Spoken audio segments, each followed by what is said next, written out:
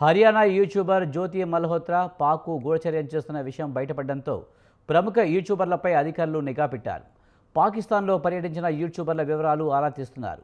అనుమానాస్పద యూట్యూబర్లను అదుపులోకి తీసుకుని ప్రశ్నిస్తున్నారు. ఇందులో భాగంగా సన్నీ యాదవ్ను కూడా అదుపులోకి తీసుకుని విచారిస్తున్నారు. ఈ విచారణలో పలు సంచలన విషయాలు వెలుగులోనికి వస్తున్నట్లు సమాచారం. సన్నీ యాదవ్ యూట్యూబ్ ఖాతాలో జకీర్ నాయక్తో ఇంటర్వ్యూలు వీడియోలు బయటపడుతున్నాయని అధికారిక వర్గాలు తెలిపాయి. మత విద్వేషాలను రెచ్చగొట్టే జకీర్ నాయక్ను సన్నీ యాదవ్ ఇంటర్వ్యూ చేశాడని, ఇందుకు సంబంధించిన వీడియోలు అతని యూట్యూబ్లో లభించాయని అధికారులు తెలిపారు.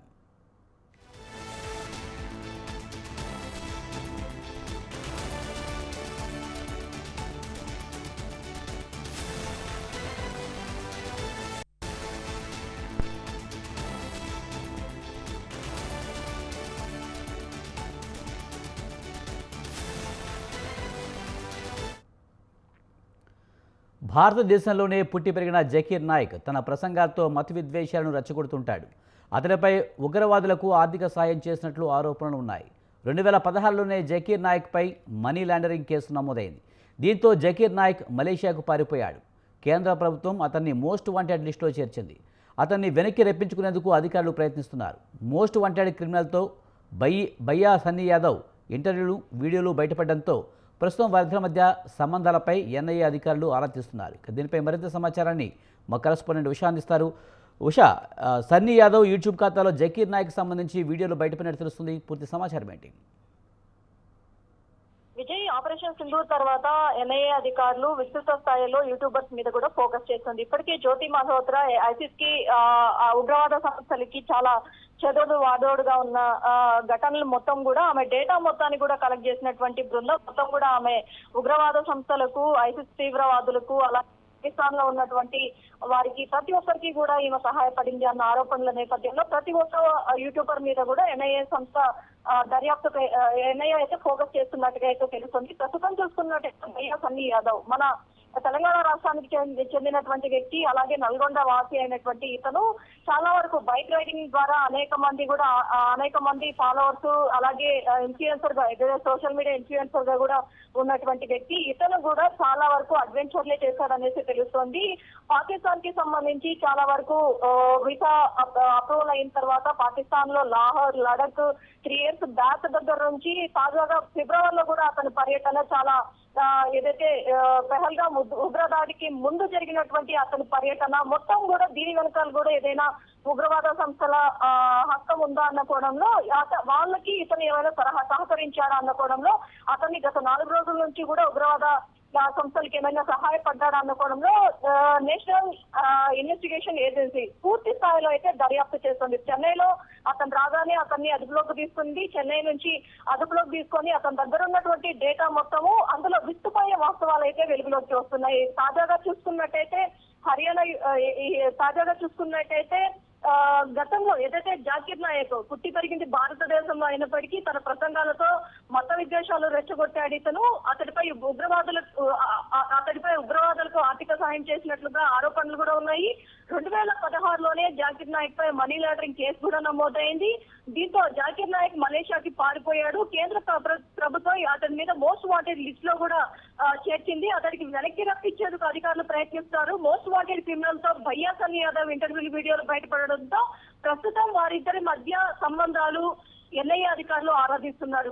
మొత్తం మీద చూసుకున్నట్టయితే పాకిస్తాన్ పర్యటన, అలాగే దాని ముందు ఉన్నటువంటి లడక్, అలాగే అంతకు ముందు ఇతను పర్యటించినటువంటి బైక్ రైడింగ్ ద్వారా పర్యటించినటువంటి దేశాలు, అక్కడ ఉన్నటువంటి ఏదైనా ఉగ్రవాద సంస్థలకి ఏమైనా సంబంధాలు, ఇతనికి వారికి ఏమైనా సంబంధాలు ఉన్నాయా అన్న కోణంలో పూర్తి స్థాయిలో అతన్నైతే ఎన్ఐఏ అధికారులు అయితే దర్యాప్తు అయితే కొనసాగిస్తున్నారు. తాజాగా ఈ రోజు వెలుగులోకి వచ్చినటువంటి అంశం జకీర్ నాయక్. ఇతనికి ఉన్నటువంటి సంబంధాలు ఏంటి, అతనితో ఇంటర్వ్యూ చేయడానికి ఎవరు థర్డ్ పర్సన్ ఉన్నారు, అసలు అతను ఎక్కడ ఉన్నాడు, మోస్ట్ వాంటెడ్ క్రిమినల్ ఇతనికి ఎలా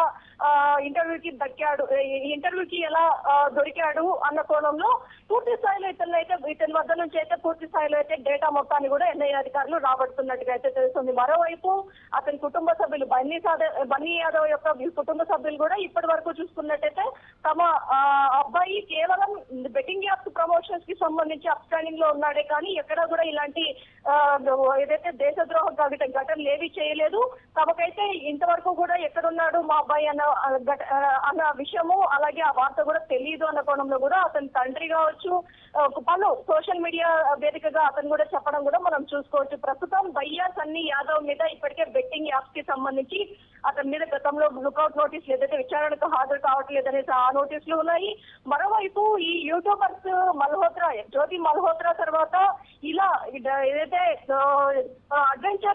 అడ్వెంచర్ ఏదైతే మనకి పరాయి పొరుగు దేశము, అలాగే దాయాది దేశమైనటువంటి పాకిస్తాన్ కి పడని దేశాలతో వీరు ఎలా సంప్రదింపులు జరిపారు, వారితో ఇంటర్ ర్యాపో ఏదైతే స్నేహపూర్వకమైన ర్యాపోలో వాళ్ళతో ఇంటర్వ్యూలు ఎలా కొనసాగించారు, తాజాగా ఈ Zakir Naik most wanted criminal అయినటువంటి జాకిర్ నాయక్ ని ఎలా ఇతను ఇంటర్వ్యూ చేశాడు, ఏదైతే దాదాపు కోట్ల దాకా కూడా ఇతన్ని పట్టిస్తే పారితోషికం ఉన్న నేపథ్యంలో ఇతనికి ఎలా దొరికాడు, అలాగే వీరిద్దరు కలిసి ఇంటర్వ్యూ చేసే అంత దగ్గరి సంబంధం ఎవరు చేకూర్చారు, అసలు ఈ కాంటాక్ట్ ఎలా దొరికింది, ఇతని కాల్ డేటా ప్రతిదీ కూడా క్షుణ్ణంగా ఎన్ఐఏ అధికారులు అయితే పరిశీలిస్తున్నట్టుగా అయితే తెలుస్తోంది విజయ్.